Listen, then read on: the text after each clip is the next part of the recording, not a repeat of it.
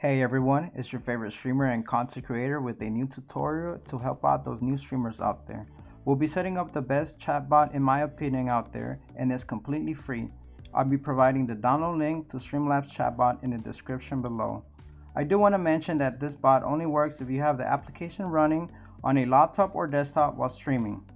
Well, let's get started.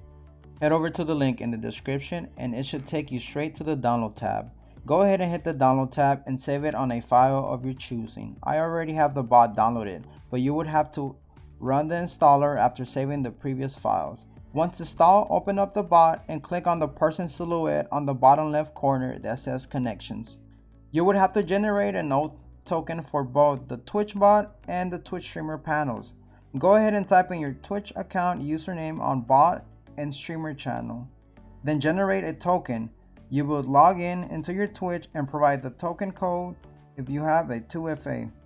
Make sure it's your account and hit connect. For the last step, repeat the process for the Twitch streamer panels, except for here you would only need your username. Generate the token and repeat the steps we did before.